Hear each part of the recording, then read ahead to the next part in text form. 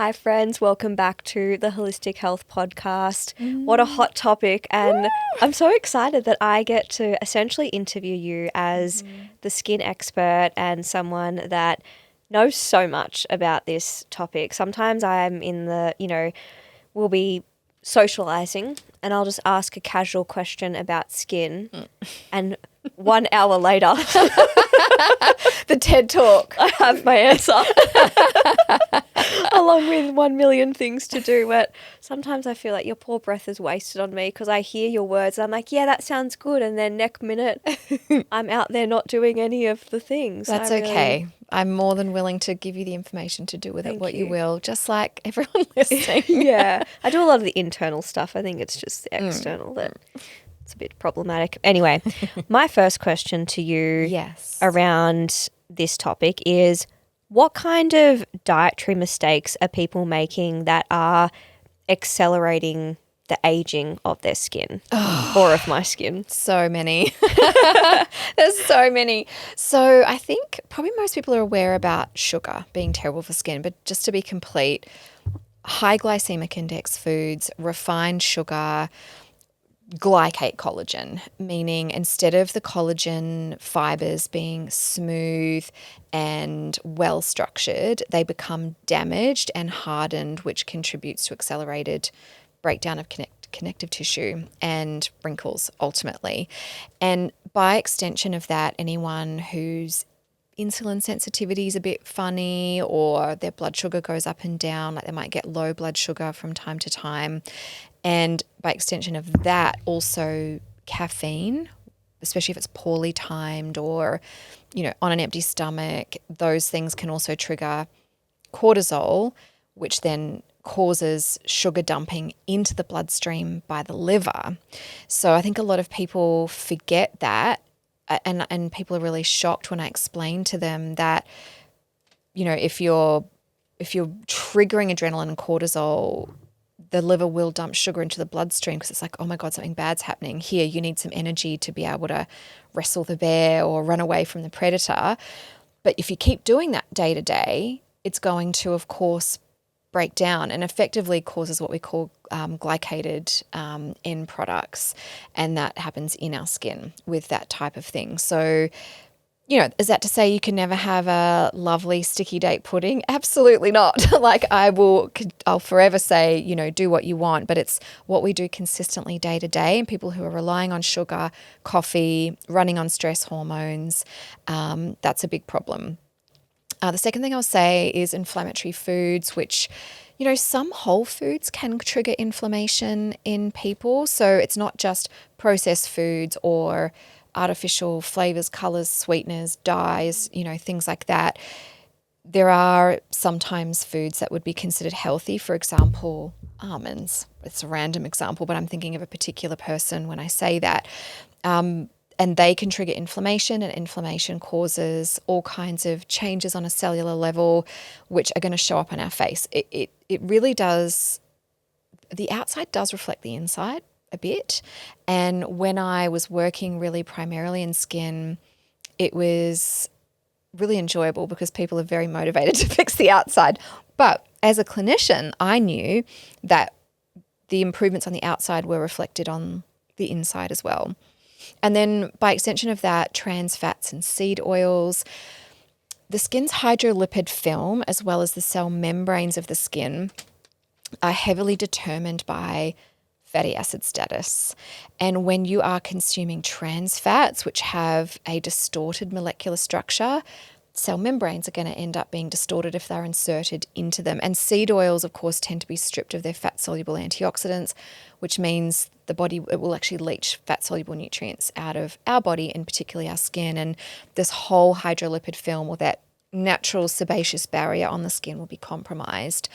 And then lastly, not getting enough protein. I mean, is that really happening at the moment? I don't know. It's such a trend. Yeah, it depends how on top of your life you are. Maybe. But, collagen and elastin are proteins. And in the hierarchy of needs in the body, your body's going to prioritize muscle, heart, brain, like other tissues over skin. So skin's like the little the little orphan at the end of the line who's just getting the leftovers if there's anything so left. sad. Get the little tiny violin out. Aww. And so if it's often where it's going to show up over time if you have been under eating protein, and I think also insufficient zinc and vitamin C. So zinc is actually the second most common deficiency in adults, generally speaking, and it's used up a lot in stress. We need it for skin, immunity, like 180 different things. And so again, the skin kind of just loses out.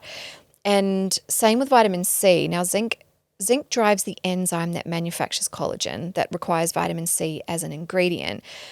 And what's really interesting about the human body is we used to make vitamin C, and many animals across the globe still do. There's just 3 species now that don't. And the theory scientists have put forward is after a period of time, there was an abundance of vitamin C rich foods around, our body just deleted that gene. A little bit like you delete an app off your phone when you've just haven't used it in a long time. I love doing that. You know, just, clear the memory space. Feels so good. It does. Yeah, it's a little just genetic decluttering. But based on what we know about that enzyme that made vitamin C for us, which by the way, it was made out of glucose, which is also why our cells get really messed up with high blood sugar, because our white blood cells, for instance, don't know how to do that anymore. And so it ends up interrupting what vitamin C would have otherwise done. But scientists estimate that we made anywhere between 10,000 and 15,000 milligrams a day. Wow. And the RDA is like 75 milligrams.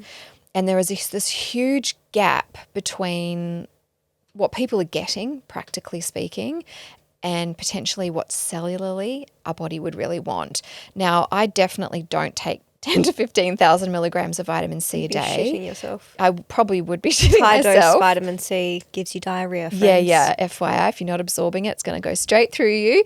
But I do think there is, generally speaking, a significant gap between the amount of vitamin C people are actually getting and probably what their body would like to be receiving. So just a few dietary mistakes to choose from there. Yeah, right. Well, just a few, yes. I can't take vitamin C because, and this is a good example for people as to why it's good to check these things before you invest in them, is I have a condition where I have more of a tendency to accumulate iron, and like vitamin C, like basically helps you to hold on to more iron and helps you to retain it, which is why a lot of the time when you're prescribed iron supplements by a naturopath, they might give you some vitamin C alongside it, or some of those formulas come with it, because that's a positive thing in that context. But it's just good to make sure that if you are a high iron girly like myself, which is much rarer than low iron, that you just, Be careful. Yeah. It does increase iron absorption by 30%. So if you do tick this category, but you need vitamin C for, say, immunity, for example, I guess in the context of something short-term. too bad, get sick. Yeah, just die of the flu. Just get in the bin already. You're dead. I guess in a short-term context, it's not a big deal, but also just take it away from iron-containing foods to limit the problematic nature of that. You've been unselected from the future gene pool. Yeah. Darwin's taking you out. Goodbye. Nice knowing you.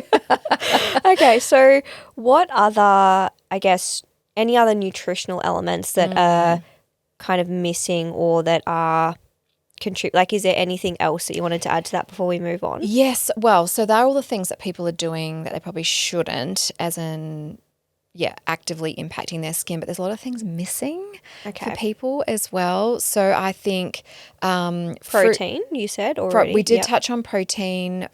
Fruit and veg, I think the last time I checked Australian Bureau of Statistics, only 1.5% of Australians were consuming 5 servings of veg and 2 servings of fruit a day. And that's woeful. Obviously, lack of fibre, lack of antioxidants.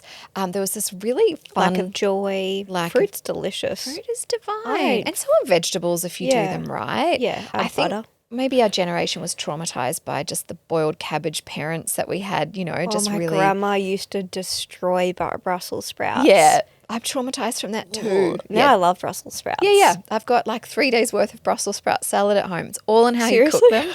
No, seriously. I thought you didn't eat things that were 3 days in a row. Have you changed? I have. Oh my my God. pyrroles, my nervous system is a lot more regulated. We'll make that a podcast episode. Okay, I'm impressed. I've come a long way. I'm just noting that down for future conversation.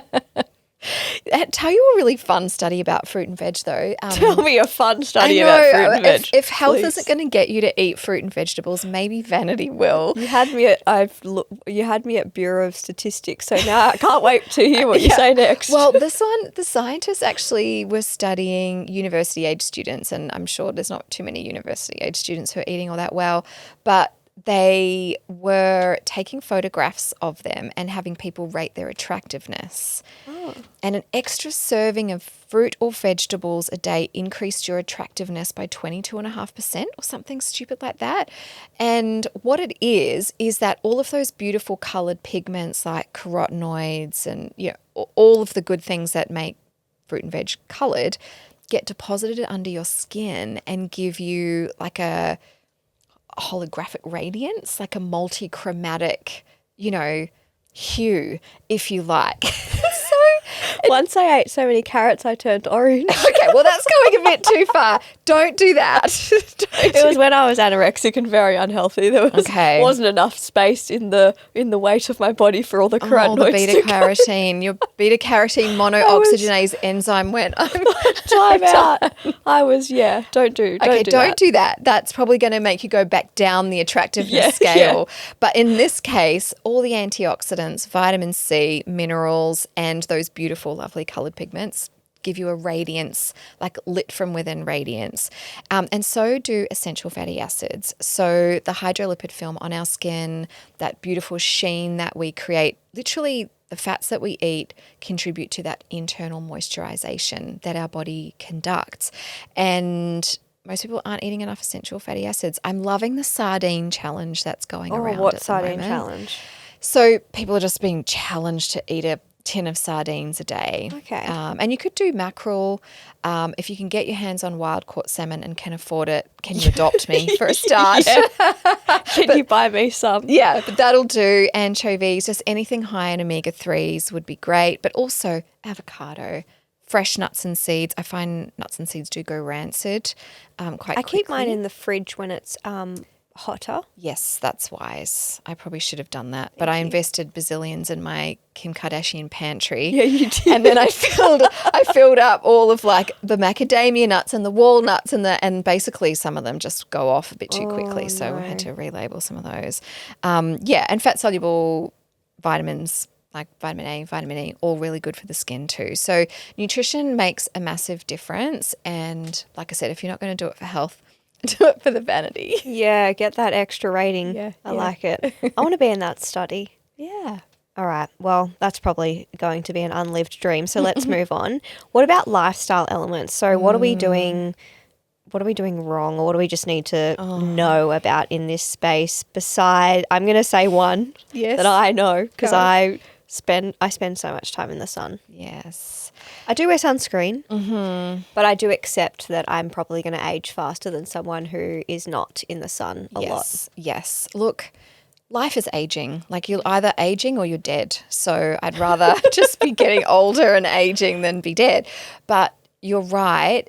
The UV from the sun has an impact on our body. It has many very beneficial impacts on the body, but also does have a knock-on effect to accelerated skin aging. There are lots of ways you can attenuate that to a degree, and one of them is making sure you're getting early morning sunlight for infrared, especially the UVA.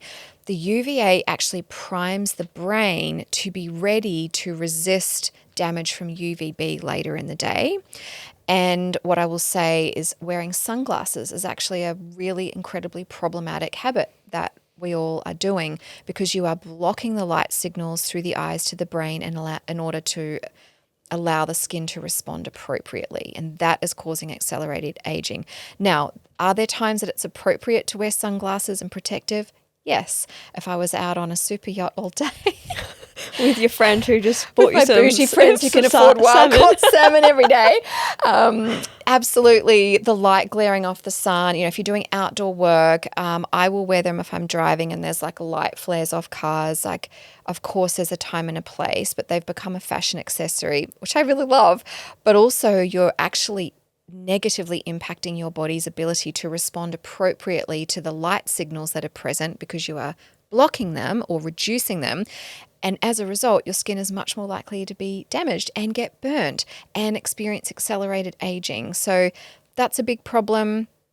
So too is exposure to artificial light. Everyone's wearing sunscreen against the sun, which has health benefits, and yet they sit in front of a screen all day under fluorescent light, staring at their phone at nighttime. And blue light causes mitochondrial distress and accelerates aging in the skin. So that's a big problem. And of course, old mate sleep is the other one, a lack of sleep, which is probably all of us at least times. Yes. That is also incredibly aging because we're ending up running on adrenaline, cortisol, sugar dumping, and it just dominoes from there.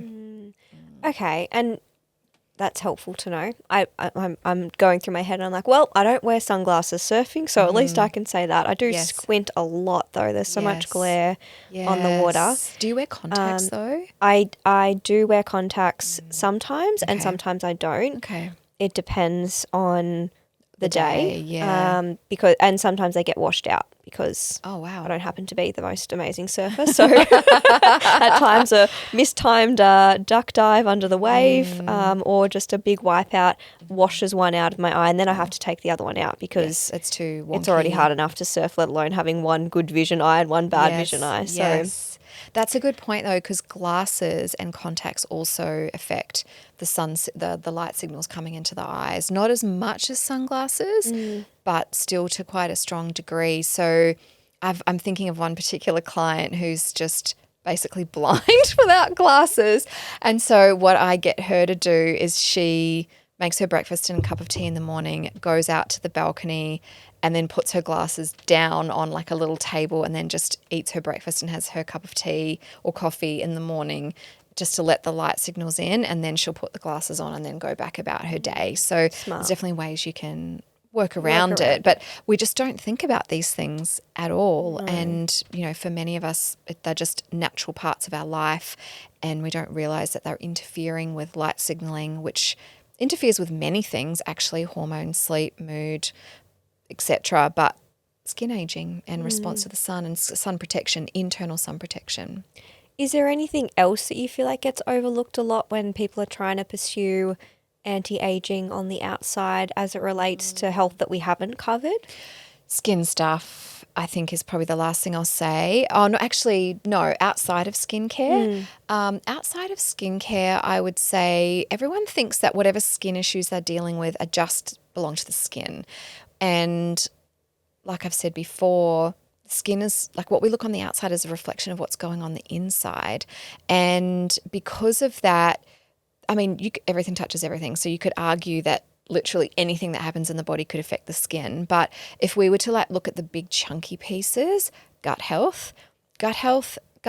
tissue and skin tissue are exactly the same epithelium. They're just stratified differently. They're fed by the same nutrients. They're impacted by the same things. And they bidirectionally affect each other, actually. So poor gut health will result in poor skin health. If your skin is playing up, there will be feedback to the gut, actually, which will affect your gut health. And looking after one will look after the other to a degree. And then by extension of that, the nervous system. I've heard many specialists say the skin is the nervous system turned inside out, but it's a sensor. It's an environmental sensor. And also whenever our nervous system is triggered, the circulation is pulled back from the skin and redirected more deeply and internally to mission critical survival organs and systems, you know, to run away from the predator or fight them off. So things like heart, lungs, muscle tissue, brain, eyes. Did I say lungs? Yeah. And so chronic stress will see a reduction in nutrient delivery, oxygen delivery to the skin, and also like endogenous waste clearance is compromised as well. Lymphatic congestion starts to be more problematic. And so we can't avoid looking at those things when we're looking at skin complaints. Yeah. I think we see that trio a lot in clinic is that gut, skin, nervous system. Never have I ever met someone who has skin issues who doesn't have gut or nervous system issues. I think that's a really common trio that happens. Definitely. All right, tell us about skincare and products and just where does that all come into play? Yes. Asking for a friend. Yeah. No, you're not. You're not that person who's got a 21-step skincare routine. I'm not. I have 2 and sometimes 3. No, I love that for you. I think it's about the length of my patience. Wow. To be honest, I'm all about self-care. I'm all about what makes you feel good. But I have seen some shit. I have seen some outrageous skincare routines and, you can just do too much. You can overdo it. And I think the common things that I see, I'm an esthetician too, by the way. So Tell people what that means because when you first said it a long time ago, yes. I was like, what? It's just do I need to, like what? It's just a fancy name for beauty therapist, skin dermal therapist.